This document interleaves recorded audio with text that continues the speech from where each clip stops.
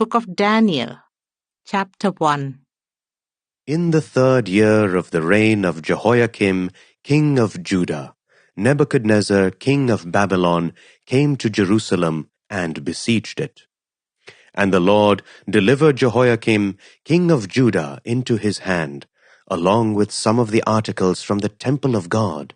These he carried off to the temple of his God in Babylonia, and put in the treasure house of his God. Then the king ordered Ashpenaz, chief of his court officials, to bring into the king's service some of the Israelites from the royal family and the nobility, young men without any physical defect, handsome, showing aptitude for every kind of learning, well-informed, quick to understand, and qualified to serve in the king's palace. He was to teach them the language and literature of the Babylonians. The king assigned them a daily amount of food and wine from the king's table.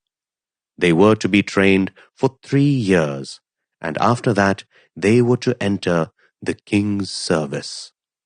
Among those who were chosen were some from Judah: Daniel, Hananiah, Mishael, and Azariah. The chief official gave them new names. To Daniel, the name Belteshazzar; to Hananiah, Shadrach; and to Mishael, Meshach; and to Azariah, Abednego. But Daniel resolved not to defile himself with the royal food and wine, and he asked the chief official for permission not to defile himself in this way. Now God had caused the official to show favor and compassion to Daniel. But the official told Daniel, "I am afraid of my lord the king, who has assigned your food and drink. Why should he see you looking worse than the other young men of your age? The king would then have my head because of you."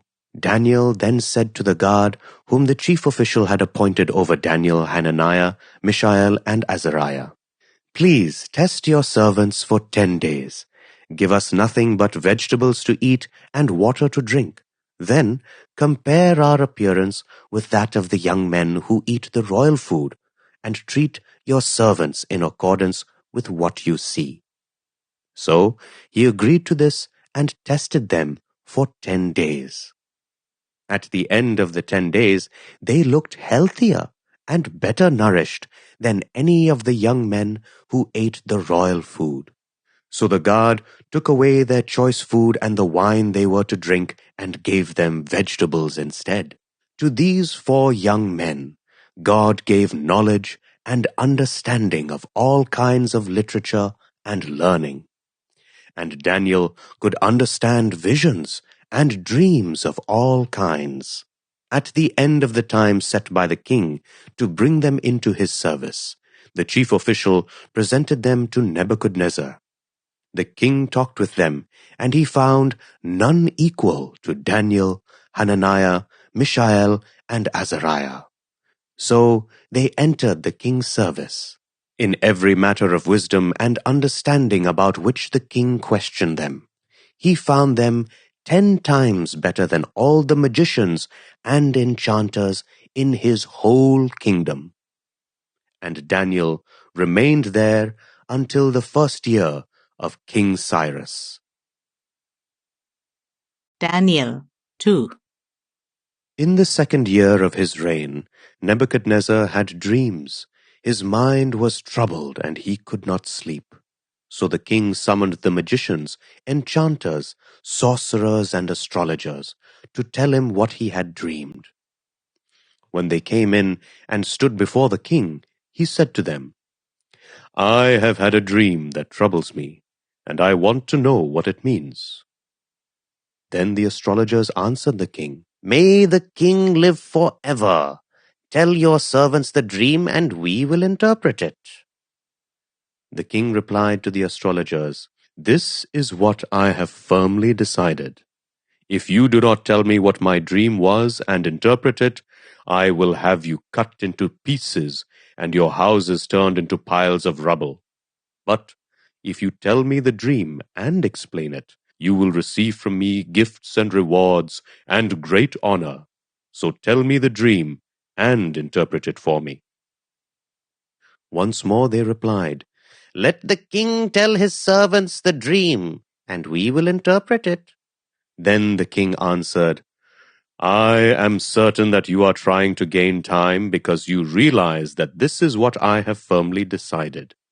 If you do not tell me the dream, there is only one penalty for you. You have conspired to tell me misleading and wicked things, hoping the situation will change. So then, tell me the dream, and I will know that you can interpret it for me." The astrologers answered the king, "There is no one on earth who can do what the king asks. No king, however great and mighty, has ever asked such a thing of any magician or enchanter or astrologer. What the king asks is too difficult. No one can reveal it to the king except the gods, and they do not live among humans." This made the king so angry and furious that he ordered the execution of all the wise men of Babylon. So the decree was issued to put the wise men to death, and men were sent to look for Daniel and his friends to put them to death. When Arioch, the commander of the king's guard, had gone out to put to death the wise men of Babylon, Daniel spoke to him with wisdom and tact. He asked the king's officer, "Why did the king issue such a harsh decree?" Arioch then explained the matter to Daniel. At this, Daniel went in to the king and asked for time so that he might interpret the dream for him. Then Daniel returned to his house and explained the matter to his friends, Hananiah, Mishael, and Azariah. He urged them to plead for mercy from the God of heaven concerning this mystery, so that he and his friends might not be executed with the rest of the wise men of Babylon. During the night, the mystery was revealed to Daniel in a vision. Then Daniel praised the God of heaven and said, "Praise be to the name of God forever and ever. Wisdom and power are his. He changes times and seasons. He deposes kings and raises up others. He gives wisdom to the wise and knowledge to the discerning. He reveals deep and hidden things. He knows what lies in darkness, and light dwells with him. I thank and praise you, God of my ancestors. You have given me wisdom and power. You have made known to me what we asked of you. You have made known to us the dream of the king." Then Daniel went to Arioch, whom the king had appointed to execute the wise men of Babylon, and said to him, "Do not execute the wise men of Babylon. Take me to the king, and I will interpret his dream for him." Arioch took Daniel to the king at once and said, "I have found a man among the exiles from Judah who can tell the king what his dream means." The king asked Daniel, also called Belteshazzar, "Are you able to tell me what I saw in my dream and interpret it?" Daniel replied, "No wise man, enchanter, magician, or diviner can explain to the king the mystery he has asked about. But there is a God in heaven who reveals mysteries. He has shown King Nebuchadnezzar what will happen in days to come. Your dream and the visions that pass through your mind as you are lying in bed are these. As your majesty was lying there, your mind turned to things to come, and the revealer of mysteries showed you what is going to happen. As for me, this mystery has been revealed to me, not because I have greater wisdom than anyone else alive, but so that your majesty may know the interpretation, and that you may understand what went through your mind. Your majesty looked, and there before you stood a large statue, an enormous, dazzling statue, awesome in appearance. The head of the statue was made of pure gold, its chest and arms of silver, its belly and thighs of bronze, its legs of iron, its feet partly of iron, and partly of baked clay. While you are watching, a rock was cut out, but not by human hands. It struck the statue on its feet of iron and clay and smashed them. Then the iron, the clay, the bronze, the silver, and gold were all broken to pieces and became like chaff on a threshing floor in the summer. The wind swept them away without leaving a trace. But the rock that struck the statue became a huge mountain and filled the whole earth. This was the dream, and now we will interpret it to the king. Your Majesty, you are the King of Kings. The God of heaven has given you dominion and power and might and glory.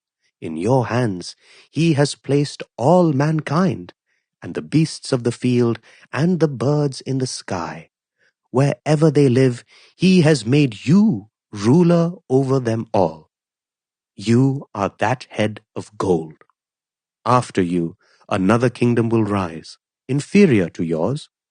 Next, a third kingdom, one of bronze, will rule over the whole earth. Finally, there will be a fourth kingdom, strong as iron, for iron breaks and smashes everything.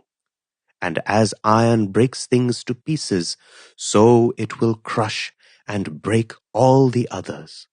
Just as you saw that the feet and the toes were partly of baked clay and partly of iron, so this will be a divided kingdom. Yet it will have some of the strength of iron in it, even as you saw iron mixed with clay. As the toes were partly iron and partly clay, so this kingdom will be partly strong and partly brittle. And just as you saw the iron mixed with baked clay, so the people will be a mixture and will not remain united, any more than iron mixes with clay. In the time of those kings, the God of heaven will set up a kingdom that will never be destroyed, nor will it be left to another people. It will crush all those kingdoms and bring them to an end, but it will itself endure forever. This is the meaning of the vision of the rock cut out of the mountain, but not by human hands, a rock that broke the iron, the bronze, the clay, the silver, and the gold to pieces. The great God has shown the king what will take place in the future. The dream is true, and its interpretation is trustworthy. Then King Nebuchadnezzar fell prostrate before Daniel, and paid him honor, and ordered that an offering and incense be presented to him. The king said to Daniel, "Surely your God is the God of gods, and the Lord of kings, and a revealer of mysteries, for you were able to reveal this mystery." Then the king placed Daniel in a high position and lavished many gifts on him. He made him ruler over the entire province of Babylon and placed him in charge of all its wise men. Moreover, at Daniel's request, the king appointed Shadrach, Meshach, and Abednego chief ministers over the province of Babylon, while Daniel himself remained at the royal court. Daniel 3. King Nebuchadnezzar made an image of gold, 60 cubits high and 6 cubits wide, and set it up on the plain of Dura in the province of Babylon. He then summoned the satraps, prefects, governors, advisers, treasurers, judges, magistrates, and all the other provincial officials to come to the dedication of the image he had set up. So the satraps, prefects, governors, advisers, treasurers, judges, magistrates, and all the other provincial officials assembled for the dedication of the image that King Nebuchadnezzar had set up, and they stood before it. Then the herald loudly proclaimed, "Nations and peoples of every language, this is what you are commanded to do. As soon as you hear the sound of the horn, flute, zither, lyre, harp, pipe, and all kinds of music, you must fall down and worship the image of gold that King Nebuchadnezzar has set up. Whoever does not fall down and worship will immediately be thrown into a blazing furnace." Therefore, as soon as they heard the sound of the horn, flute, zither, lyre, harp, and all kinds of music, all the nations and peoples of every language fell down and worshipped the image of gold that King Nebuchadnezzar had set up. At this time, some astrologers came forward and denounced the Jews. They said to King Nebuchadnezzar, "May the king live forever. Your Majesty has issued a decree that everyone who hears the sound of the horn, flute, zither, lyre, harp, pipe, and all kinds of music must fall down and worship the image of gold, and whoever does not fall down and worship will be thrown into a blazing furnace. But there are some Jews whom you have set over the affairs of the province of Babylon, Shadrach, Meshach, and Abednego, who pay no attention to you. Your Majesty, they neither serve your gods nor worship the image of gold you have set up." Furious with rage, Nebuchadnezzar summoned Shadrach, Meshach, and Abednego. So these men were brought before the king, and Nebuchadnezzar said to them, "Is it true, Shadrach, Meshach, and Abednego, that you do not serve my gods, or worship the image of gold I have set up? Now when you hear the sound of the horn, flute, zither, lyre, harp, pipe, and all kinds of music, if you are ready to fall down and worship the image I made, very good. But if you do not worship it, you will be thrown immediately into a blazing furnace. Then what God will be able to rescue you from my hand?" Shadrach, Meshach, and Abednego replied to him, "King Nebuchadnezzar, we do not need to defend ourselves before you in this matter. If we are thrown into the blazing furnace, the God we serve is able to deliver us from it, and he will deliver us from your Majesty's hand. But even if he does not, we want you to know, your Majesty, that we will not serve your gods or worship the image of gold you have set up." Then Nebuchadnezzar was furious with Shadrach, Meshach, and Abednego, and his attitude towards them changed. He ordered the furnace to be heated 7 times hotter than usual, and commanded some of the strongest soldiers in his army to tie up Shadrach, Meshach, and Abednego and throw them into the blazing furnace. So these men, wearing their robes, trousers, turbans, and other clothes, were bound and thrown into the blazing furnace. The king's command was so urgent and the furnace so hot that the flames of the fire killed the soldiers who took up Shadrach, Meshach, and Abednego, and these 3 men, firmly tied, fell into the blazing furnace. Then King Nebuchadnezzar leaped to his feet in amazement and asked his advisers, "Weren't there 3 men that we tied up and threw into the fire?" They replied, "Certainly, your Majesty." He said, "Look, I see 4 men walking around in the fire, unbound and unharmed, and the 4th looks like a son of the gods." Nebuchadnezzar then approached the opening of the blazing furnace and shouted, "Shadrach, Meshach, and Abednego, servants of the Most High God, come out, come here."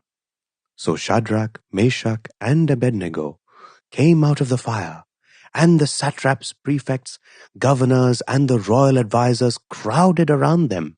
They saw that the fire had not harmed their bodies, nor was a hair of their head singed. Their robes were not scorched, and there was no smell of fire on them. Then Nebuchadnezzar said, "Praise be to the God of Shadrach, Meshach, and Abednego, who has sent his angel and rescued his servants. They trusted in him and defied the king's command and were willing to give up their lives rather than serve or worship any god except their own God. Therefore I decree that the people of any nation or language who say anything against the God of Shadrach, Meshach, and Abednego be cut into pieces, and their houses be turned into piles of rubble, for no other God can save in this way. Then the king promoted Shadrach, Meshach, and Abednego in the province of Babylon. Daniel 4.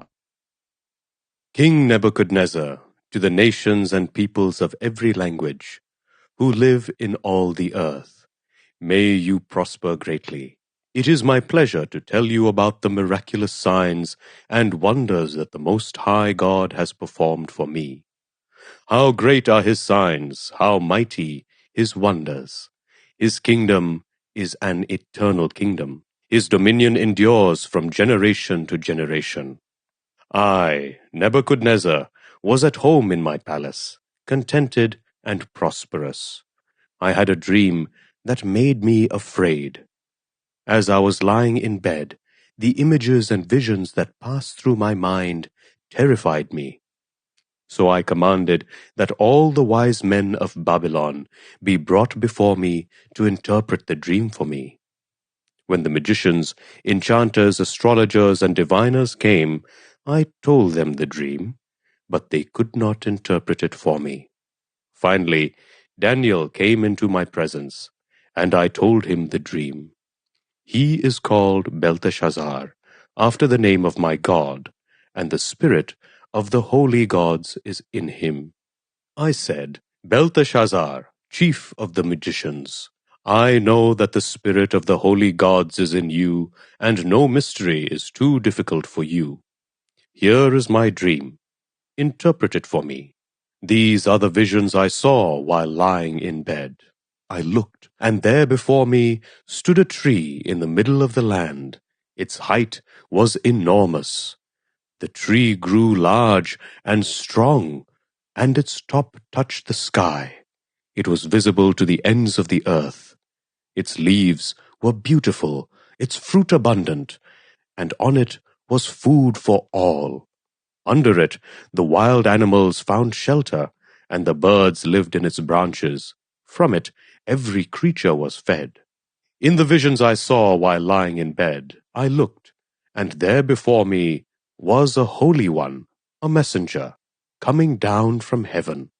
He called in a loud voice, Cut down the tree and trim off its branches, strip off its leaves and scatter its fruit. Let the animals flee from under it, and the birds from its branches, but let the stump and its roots, bound with iron and bronze, remain in the ground, in the grass of the field. Let him be drenched with the dew of heaven, and let him live with the animals among the plants of the earth.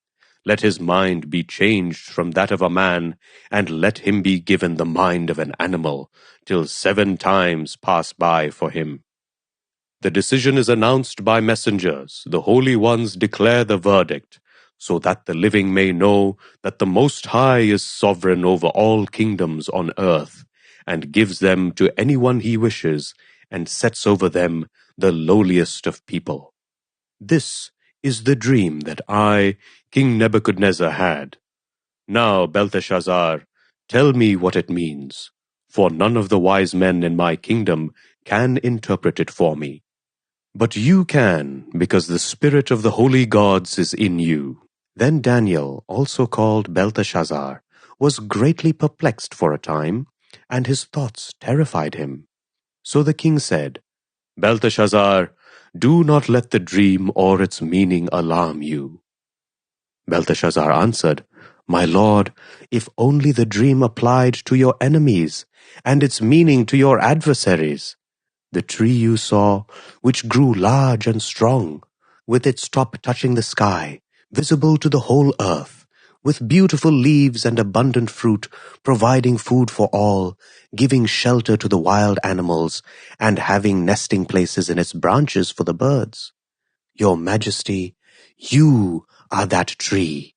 You have become great and strong. Your greatness has grown until it reaches the sky, and your dominion extends to distant parts of the earth.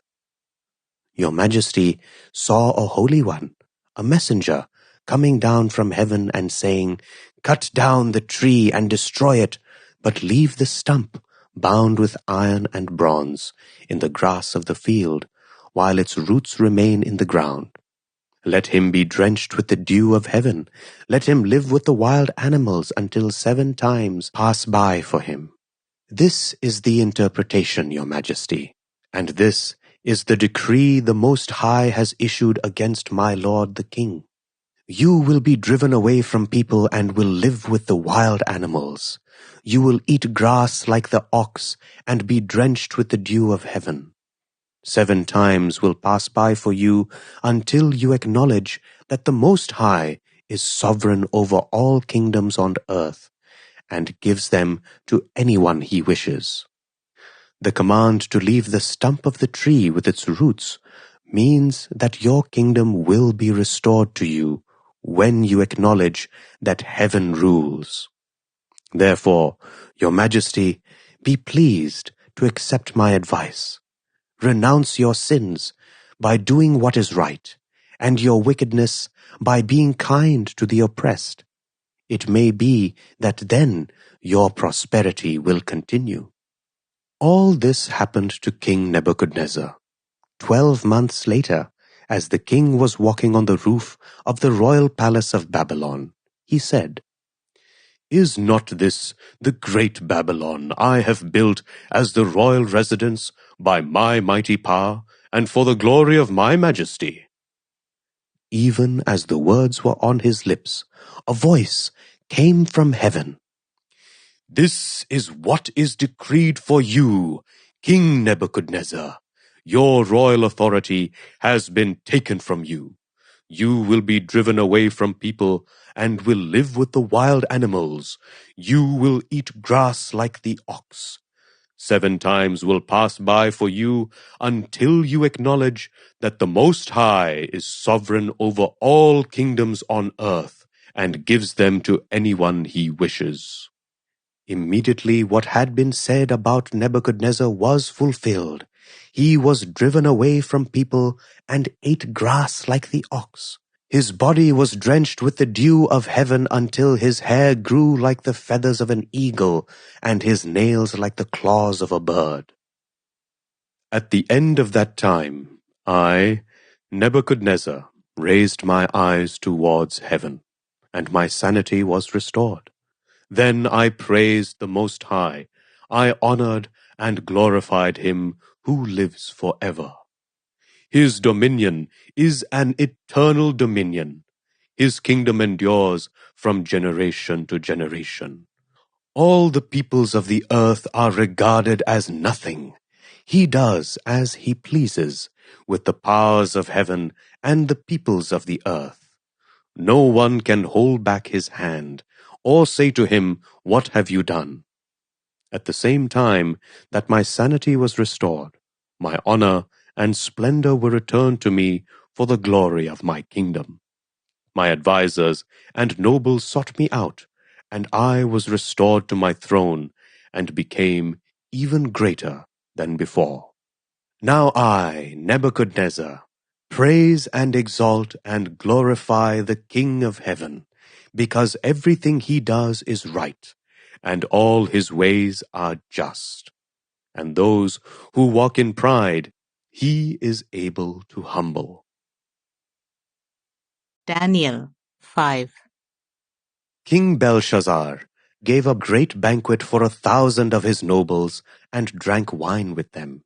While Belshazzar was drinking his wine, he gave orders to bring in the gold and silver goblets that Nebuchadnezzar his father had taken from the temple in Jerusalem, so that the king and his nobles, his wives and his concubines, might drink from them. So they brought in the gold goblets that had been taken from the temple of God in Jerusalem. And the king and his nobles, his wives and his concubines drank from them. As they drank the wine, they praised the gods of gold and silver, of bronze, iron, wood, and stone. Suddenly, the fingers of a human hand appeared and wrote on the plaster of the wall near the lampstand in the royal palace. The king watched the hand as it wrote. His face turned pale, and he was so frightened that his legs became weak and his knees were knocking. The king summoned the enchanters, astrologers, and diviners. Then he said to these wise men of Babylon, "Whoever reads this writing and tells me what it means will be clothed in purple and have a gold chain placed round his neck, and he will be made the third highest ruler in the kingdom." Then all the king's wise men came in, but they could not read the writing or tell the king what it meant. So King Belshazzar became even more terrified, and his face grew more pale. His nobles were baffled. The queen, hearing the voices of the king and his nobles, came into the banquet hall. "May the king live forever," she said. "Don't be alarmed. Don't look so pale. There is a man in your kingdom who has the spirit of the holy gods in him. In the time of your father, he was found to have insight and intelligence and wisdom like that of the gods. Your father, King Nebuchadnezzar, appointed him chief of the magicians, enchanters, astrologers, and diviners. He did this because Daniel, whom the king called Belteshazzar, was found to have a keen mind and knowledge and understanding, and also the ability to interpret dreams, explain riddles, and solve difficult problems. Call for Daniel, and he will tell you what the writing means." So Daniel was brought before the king, and the king said to him, "Are you, Daniel, one of the exiles my father the king brought from Judah? I have heard that the spirit of gods is in you, and that you have insight, intelligence, and outstanding wisdom. The wise men and enchanters were brought before me to read this writing and tell me what it means, but they could not explain it. Now I have heard that you are able to give interpretations and to solve difficult problems. If you can read this writing and tell me what it means, you will be clothed in purple and have a gold chain placed round your neck, and you will be made the third highest ruler in the kingdom." Then Daniel answered the king, "You may keep your gifts for yourself and give your rewards to someone else. Nevertheless, I will read the writing for the king and tell him what it means. Your Majesty, the Most High God gave your father Nebuchadnezzar sovereignty and greatness and glory and splendor. Because of the high position he gave him, all the nations and peoples of every language dreaded and feared him. Those the king wanted to put to death, he put to death. Those he wanted to spare, he spared. Those he wanted to promote, he promoted. And those he wanted to humble, he humbled. But when his heart became arrogant and hardened with pride, he was deposed from his royal throne and stripped of his glory. He was driven away from people and given the mind of an animal. He lived with the wild donkeys and ate grass like the ox, and his body was drenched with the dew of heaven, until he acknowledged that the Most High God is sovereign over all kingdoms on earth and sets over them anyone he wishes. But you, Belshazzar his son, have not humbled yourself, though you knew all this. Instead, you have set yourself up against the Lord of heaven. You had the goblets from his temple brought to you, and you and your nobles, your wives and your concubines drank wine from them. You praised the gods of silver and gold, of bronze, iron, wood, and stone, which cannot see or hear or understand. But you did not honor the God who holds in his hand your life and all your ways. Therefore, he sent the hand that wrote the inscription. This is the inscription that was written: Mene, Mene, Tekel Parsin. Here is what these words mean. Mene, God has numbered the days of your reign and brought it to an end. Tekel, you have been weighed on the scales and found wanting. Peres, your kingdom is divided and given to the Medes and Persians." Then, at Belshazzar's command, Daniel was clothed in purple, a gold chain was placed round his neck, and he was proclaimed the third highest ruler in the kingdom. That very night, Belshazzar, king of the Babylonians, was slain, and Darius the Mede took over the kingdom at the age of 62. Daniel 6. It pleased Darius to appoint 120 satraps to rule throughout the kingdom, with 3 chief ministers over them, one of whom was Daniel. The satraps were made accountable to them, so that the king might not suffer loss. Now Daniel so distinguished himself among the chief ministers and the satraps by his exceptional qualities, that the king planned to set him over the whole kingdom. At this, the chief ministers and the satraps tried to find grounds for charges against Daniel in his conduct of government affairs, but they were unable to do so. They could find no corruption in him, because he was trustworthy and neither corrupt nor negligent.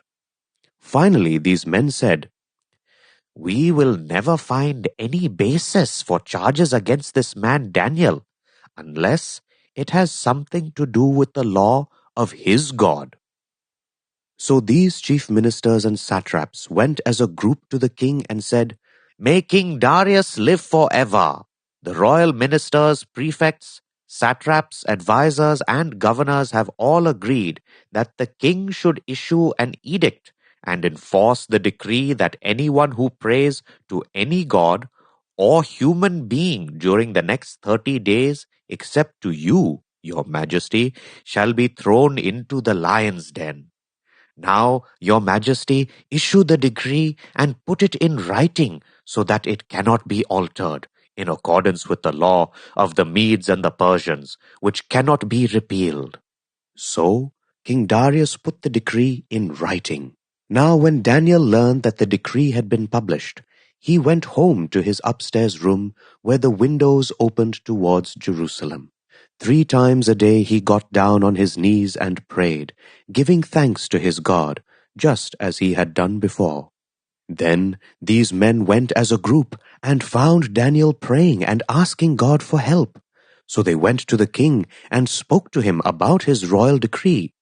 "Did you not publish a decree that during the next 30 days, anyone who prays to any god or human being except to you, your majesty, would be thrown into the lion's den?" The king answered, "The decree stands in accordance with the law of the Medes and Persians, which cannot be repealed." Then they said to the king, "Daniel, who is one of the exiles from Judah, pays no attention to you, your majesty, or to the decree you put in writing. He still prays 3 times a day." When the king heard this, he was greatly distressed. He was determined to rescue Daniel and made every effort until sunset to save him. Then the men went as a group to King Darius and said to him, "Remember, your majesty, that according to the law of the Medes and Persians, no decree or edict that the king issues can be changed." So the king gave the order, and they brought Daniel and threw him into the lion's den. The king said to Daniel, "May your God whom you serve continually rescue you." A stone was brought and placed over the mouth of the den, and the king sealed it with his own signet ring and with the rings of his nobles, so that Daniel's situation might not be changed. Then the king returned to his palace and spent the night without eating and without any entertainment being brought to him, and he could not sleep. At the first light of dawn, the king got up and hurried to the lion's den.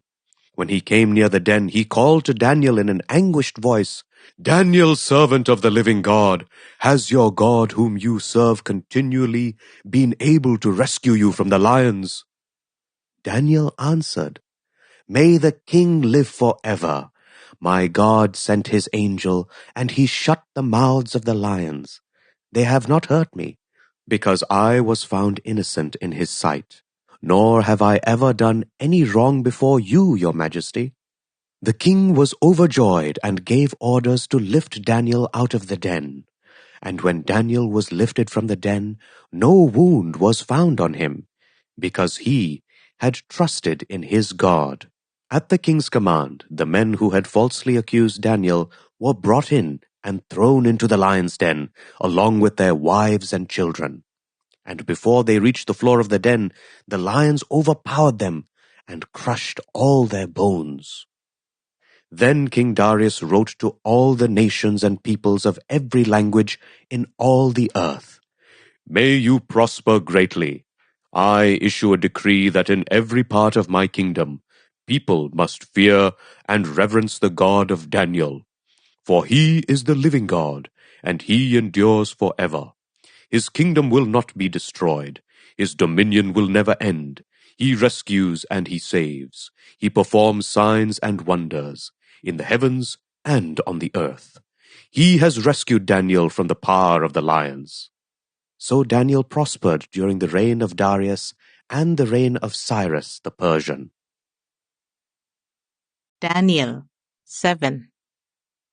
In the first year of Belshazzar, king of Babylon, Daniel had a dream, and visions passed through his mind as he was lying in bed.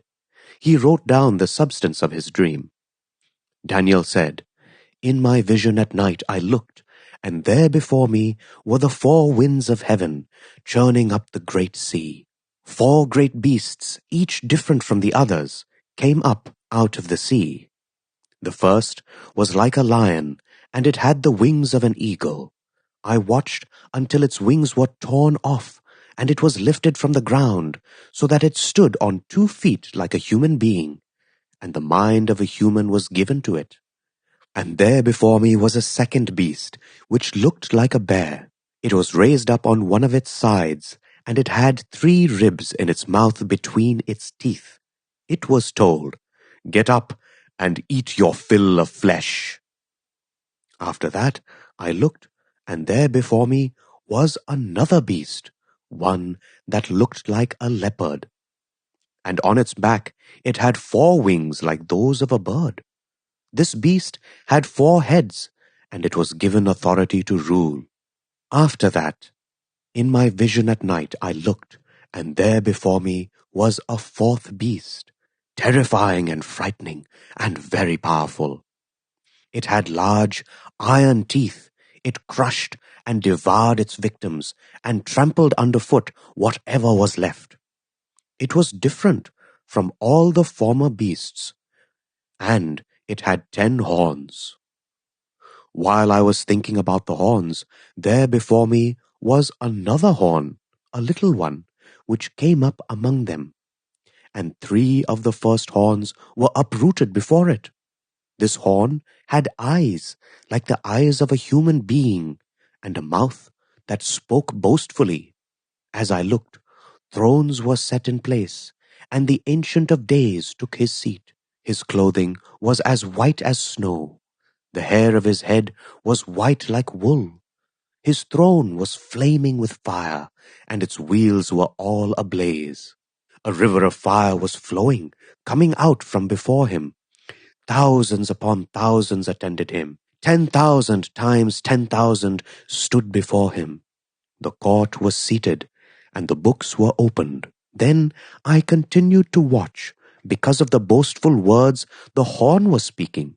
I kept looking until the beast was slain, and its body destroyed and thrown into the blazing fire. The other beasts had been stripped of their authority, but were allowed to live for a period of time. In my vision at night I looked, and there before me was one like a son of man, coming with the clouds of heaven. He approached the Ancient of Days and was led into his presence. He was given authority, glory, and sovereign power. All nations and peoples of every language worshipped him. His dominion is an everlasting dominion that will not pass away, and his kingdom is one that will never be destroyed. I, Daniel, was troubled in spirit, and the visions that passed through my mind disturbed me. I approached one of those standing there and asked him the meaning of all this. So he told me and gave me the interpretation of these things. The 4 great beasts are 4 kings that will rise from the earth, but the holy people of the Most High will receive the kingdom and will possess it forever. Yes, forever and ever. Then I wanted to know the meaning of the 4th beast, which was different from all the others, and the most terrifying, with its iron teeth and bronze claws. The beast that crushed and devoured its victims and trampled underfoot whatever was left. I also wanted to know about the 10 horns on its head, and about the other horn that came up, before which 3 of them fell. The horn that looked more imposing than the others, that had eyes and a mouth that spoke boastfully. As I watched, this horn was waging war against the holy people and defeating them, until the Ancient of Days came and pronounced judgment in favor of the holy people of the Most High. And the time came when they possessed the kingdom. He gave me this explanation. The 4th beast is a 4th kingdom that will appear on earth. It will be different from all the other kingdoms and will devour the whole earth, trampling it down and crushing it. The 10 horns are 10 kings who will come from this kingdom. After them, another king will arise, different from the earlier ones. He will subdue 3 kings. He will speak against the Most High and oppress his holy people and try to change the set times and the laws. The holy people will be delivered into his hands for a time, times and half a time. But the court will sit, and his power will be taken away and completely destroyed forever. Then the sovereignty, power, and greatness of all the kingdoms under heaven will be handed over to the holy people of the Most High. His kingdom will be an everlasting kingdom, and all rulers will worship and obey him. This is the end of the matter. I, Daniel, was deeply troubled by my thoughts, and my face turned pale, but I kept the matter to myself. Daniel 8. In the 3rd year of King Belshazzar's reign, I, Daniel, had a vision, after the one that had already appeared to me. In my vision, I saw myself in the citadel of Susa, in the province of Elam. In the vision, I was beside the Ulai Canal. I looked up, and there before me was a ram with 2 horns, standing beside the canal. And the horns were long. One of the horns was longer than the other, but grew up later. I watched the ram as it charged towards the west, and the north, and the south. No animal could stand against it, and none could rescue from its power. It did as it pleased, and became great. As I was thinking about this, suddenly a goat, with a prominent horn between its eyes, came from the west, crossing the whole earth without touching the ground. It came towards the 2-horned ram I had seen standing beside the canal, and charged at it in great rage. I saw it attack the ram furiously, striking the ram and shattering its 2 horns. The ram was powerless to stand against it. The goat knocked it to the ground and trampled on it, and none could rescue the ram from its power. The goat became very great, but at the height of its power, the large horn was broken off, and in its place 4 prominent horns grew up towards the 4 winds of heaven. Out of one of them came another horn, which started small, but grew in power to the south and to the east and towards the beautiful land. It grew until it reached the host of the heavens, and it threw some of the starry host down to the earth and trampled on them. It set itself up to be as great as the commander of the army of the Lord. It took away the daily sacrifice from the Lord, and his sanctuary was thrown down. Because of rebellion, the Lord's people and the daily sacrifice were given over to it. It prospered in everything it did, and truth was thrown to the ground. Then I heard a Holy One speaking, and another Holy One said to him, "How long will it take for the vision to be fulfilled, the vision concerning the daily sacrifice, the rebellion that causes desolation, the surrender of the sanctuary, and the trampling underfoot of the Lord's people?" He said to me, "It will take 2,300 evenings and mornings. Then the sanctuary will be reconsecrated."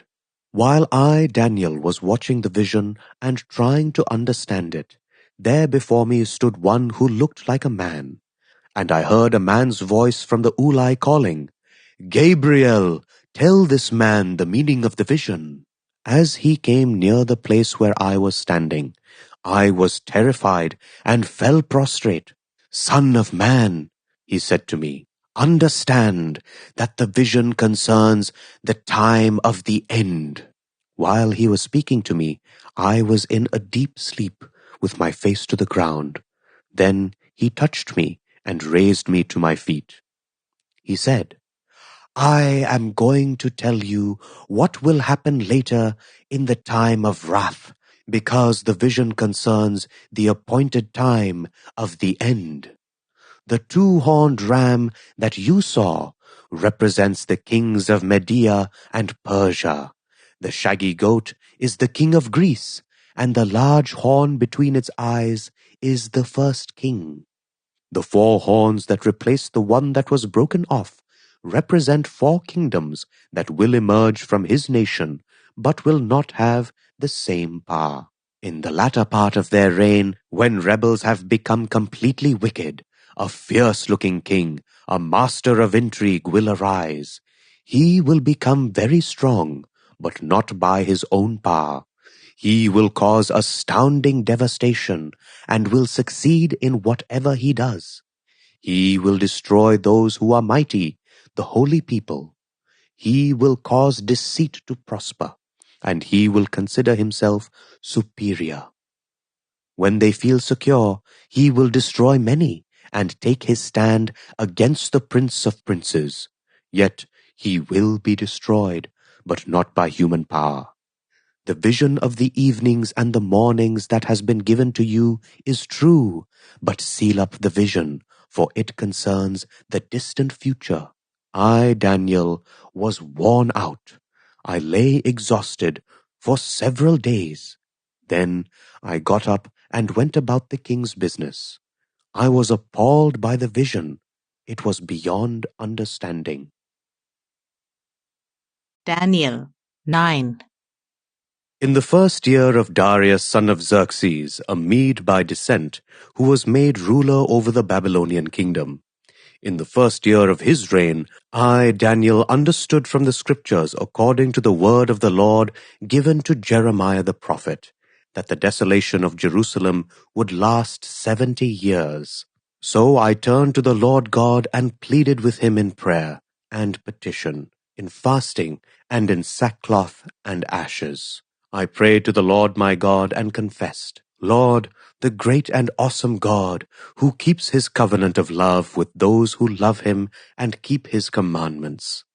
We have sinned and done wrong. We have been wicked and have rebelled.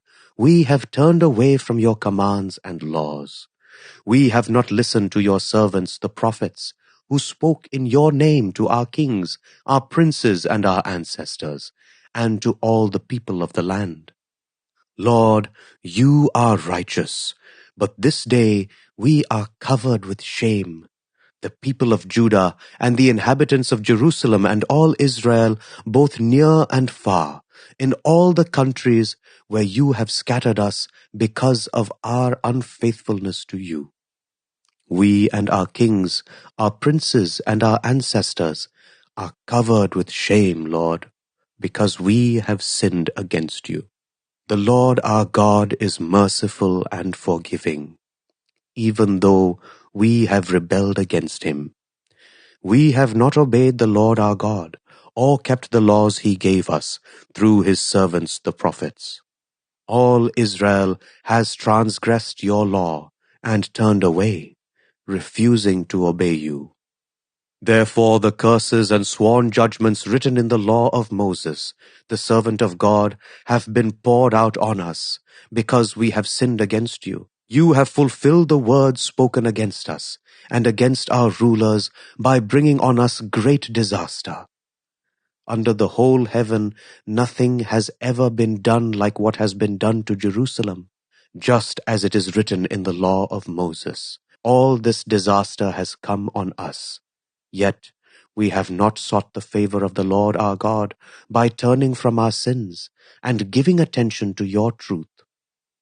The Lord did not hesitate to bring disaster on us. For the Lord our God is righteous in everything he does, yet we have not obeyed him. Now, Lord our God, who brought your people out of Egypt with a mighty hand, and who made for yourself a name that endures to this day, we have sinned, we have done wrong. Lord, in keeping with all your righteous acts, turn away your anger and your wrath from Jerusalem, your city, your holy hill. Our sins and the iniquities of our ancestors have made Jerusalem and your people an object of scorn to all those around us. Now, our God, hear the prayers and petitions of your servant. For your sake, Lord, look with favor on your desolate sanctuary. Give ear, our God, and hear. Open your eyes and see the desolation of the city that bears your name. We do not make requests of you because we are righteous, but because of your great mercy. Lord, listen. Lord, forgive. Lord, hear and act. For your sake, my God, do not delay, because your city and your people bear your name. While I was speaking and praying, confessing my sin and the sin of my people Israel, and making my request to the Lord my God for his holy hill. While I was still in prayer, Gabriel, the man I had seen in the earlier vision, came to me in swift flight, about the time of the evening sacrifice. He instructed me and said to me, Daniel, I have now come to give you insight and understanding.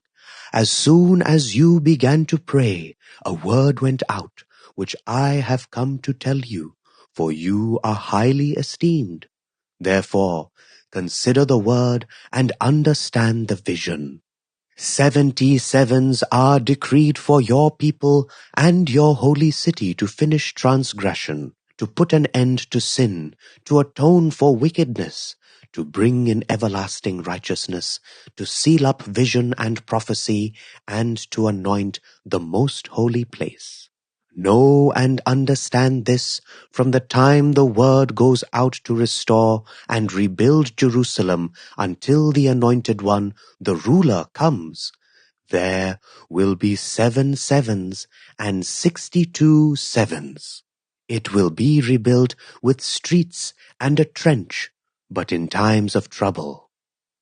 After the 62 sevens, the Anointed One will be put to death and will have nothing. The people of the ruler who will come will destroy the city and the sanctuary. The end will come like a flood. War will continue until the end, and desolations have been decreed. He will confirm a covenant with many for 1 7. In the middle of the 7, he will put an end to sacrifice and offering. And at the temple, he will set up an abomination that causes desolation, until the end that is decreed is poured out on him. Daniel 10.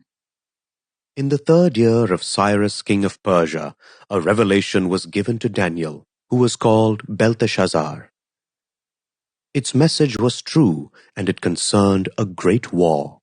The understanding of the message came to him in a vision. At that time I, Daniel, mourned for 3 weeks. I ate no choice food, no meat or wine touched my lips, and I used no lotions at all until the 3 weeks were over. On the 24th day of the first month, as I was standing on the bank of the great river, the Tigris, I looked up, and there before me was a man dressed in linen, with a belt of fine gold from Uphaz round his waist. His body was like topaz, his face like lightning, his eyes like flaming torches, his arms and legs like the gleam of burnished bronze, and his voice like a sound of a multitude. I, Daniel, was the only one who saw the vision.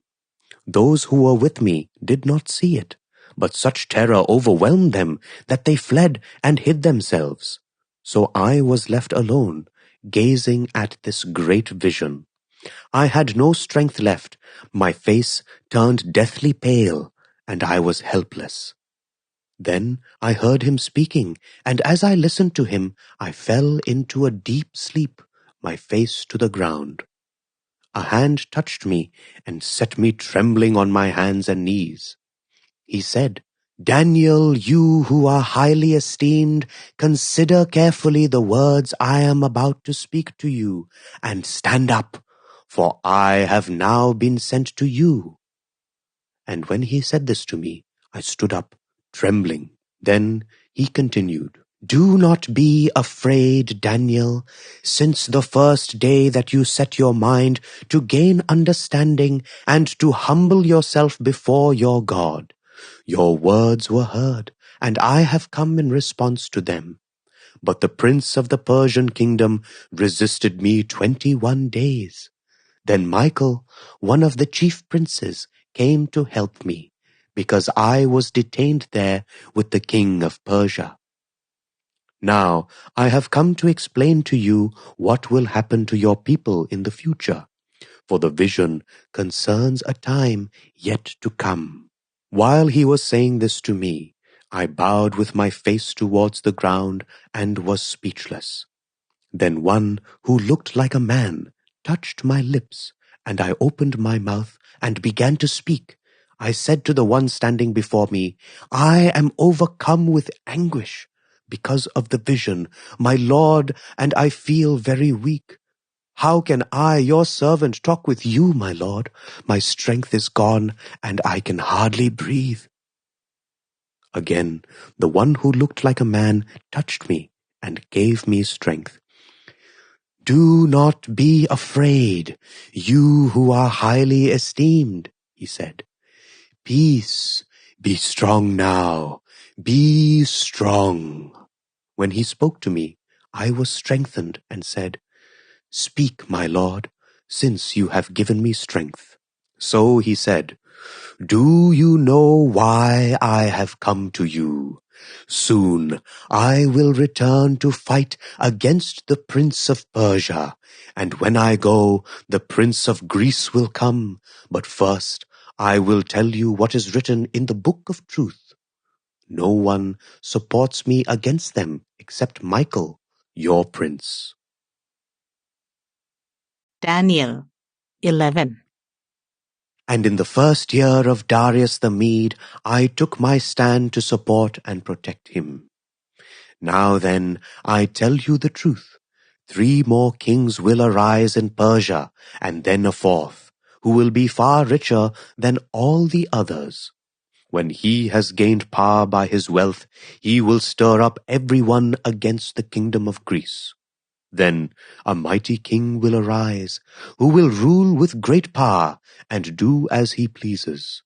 After he has arisen, his empire will be broken up and parceled out towards the 4 winds of heaven.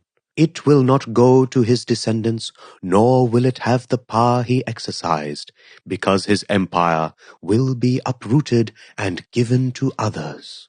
The king of the south will become strong, but one of his commanders will become even stronger than he, and will rule his own kingdom with great power. After some years, they will become allies. The daughter of the king of the south will go to the king of the north to make an alliance, but she will not retain her power, and he and his power will not last.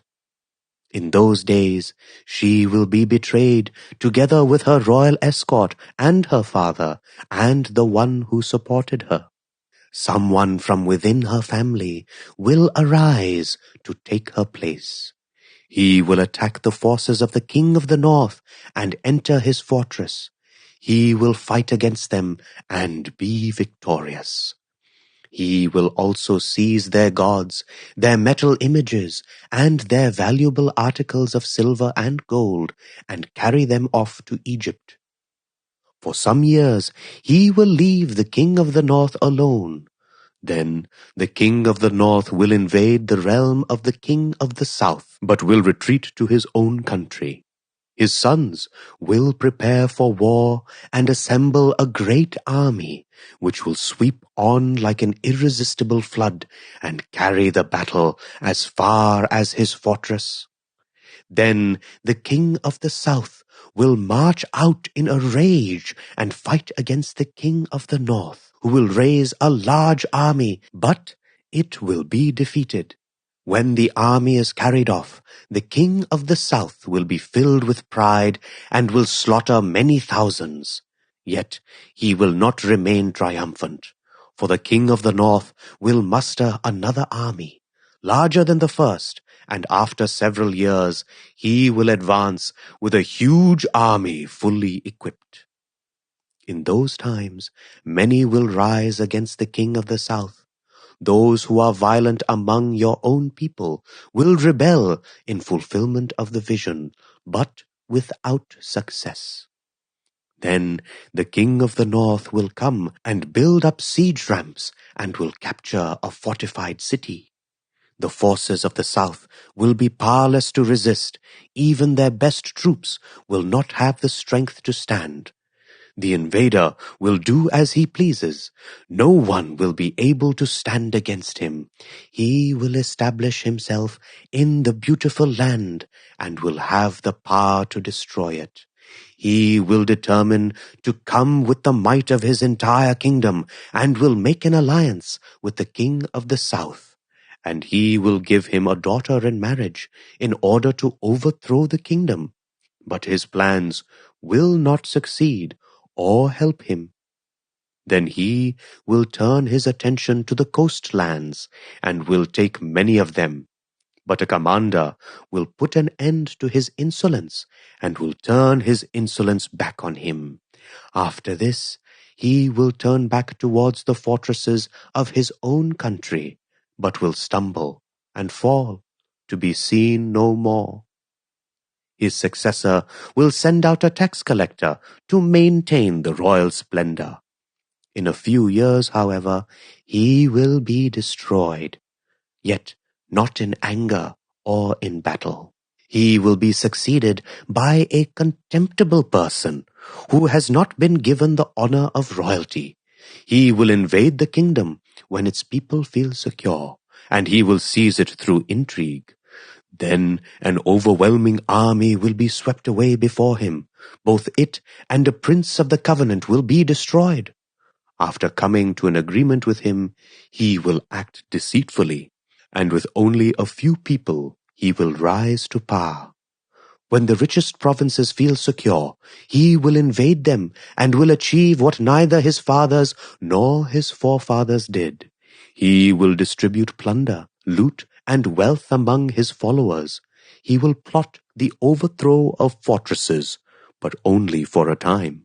With a large army he will stir up his strength and courage against the king of the south. The king of the south will wage war with a large and very powerful army. But he will not be able to stand because of the plots devised against him. Those who eat from the king's provisions will try to destroy him. His army will be swept away, and many will fall in battle. The two kings, with their hearts bent on evil, will sit at the same table and lie to each other, but to no avail, because an end will still come at the appointed time. The king of the north will return to his own country with great wealth, but his heart will be set against the holy covenant. He will take action against it and then return to his own country. At the appointed time, he will invade the south again, but this time the outcome will be different from what it was before. Ships of the western coastlands will oppose him, and he will lose heart. Then he will turn back and vent his fury against the Holy Covenant. He will return and show favor to those who forsake the Holy Covenant. His armed forces will rise up to desecrate the temple fortress and will abolish the daily sacrifice. Then they will set up the abomination that causes desolation. With flattery, he will corrupt those who have violated the covenant, but the people who know their God will firmly resist him. Those who are wise will instruct many, though for a time they will fall by the sword, or be burned, or captured, or plundered. When they fall, they will receive a little help, and many who are not sincere will join them. Some of the wise will stumble, so that they may be refined, purified, and made spotless until the time of the end, for it will still come at the appointed time. The king will do as he pleases. He will exalt and magnify himself above every god and will say unheard of things against the God of gods. He will be successful until the time of wrath is completed, for what has been determined must take place. He will show no regard for the gods of his ancestors, or for the one desired by women. Nor will he regard any god, but will exalt himself above them all. Instead of them, he will honor a god of fortresses, a god unknown to his ancestors. He will honor with gold and silver, with precious stones and costly gifts. He will attack the mightiest fortresses with the help of a foreign god, and will greatly honor those who acknowledge him. He will make them rulers over many people and will distribute the land at a price. At the time of the end, the king of the south will engage him in battle, and the king of the north will storm out against him with chariots and cavalry and a great fleet of ships. He will invade many countries and sweep through them like a flood. He will also invade the beautiful land. Many countries will fall, but Edom, Moab, and the leaders of Ammon will be delivered from his hand. He will extend his power over many countries.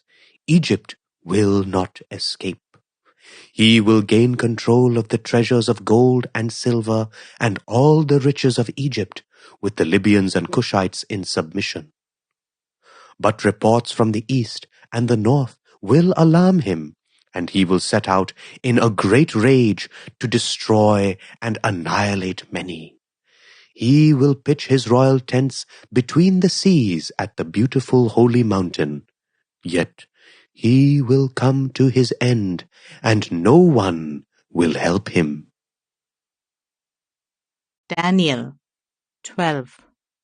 At that time Michael, the great prince who protects your people, will arise. There will be a time of distress, such as has not happened from the beginning of nations until then. But at that time your people, everyone whose name is found written in the book, will be delivered. Multitudes who sleep in the dust of the earth will awake, some to everlasting life, others to shame and everlasting contempt. Those who are wise will shine like the brightness of the heavens, and those who lead many to righteousness like the stars forever and ever. But you, Daniel, roll up and seal the words of the scroll until the time of the end. Many will go here and there to increase knowledge. Then I, Daniel, looked, and there before me stood two others, one on this bank of the river and one on the opposite bank. One of them said to the man clothed in linen who was above the waters of the river, How long will it be before these astonishing things are fulfilled? The man clothed in linen, who was above the waters of the river, lifted his right hand and his left hand towards heaven. And I heard him swear by him who lives forever, saying, It will be for a time, times and half a time, when the power of the holy people has been finally broken. All these things will be completed. I heard, but I did not understand. So I asked, My Lord, what will the outcome of all this be? He replied, Go your way, Daniel, because the words are rolled up and sealed until the time of the end. Many will be purified, made spotless and refined, but the wicked will continue to be wicked. None of the wicked will understand, but those who are wise will understand. From the time that the daily sacrifice is abolished and the abomination that causes desolation is set up, there will be 1,290 days. Blessed is the one who waits for and reaches the end of the 1,335 days. As for you, go your way till the end. You will rest, and then at the end of the days you will rise to receive your allotted inheritance.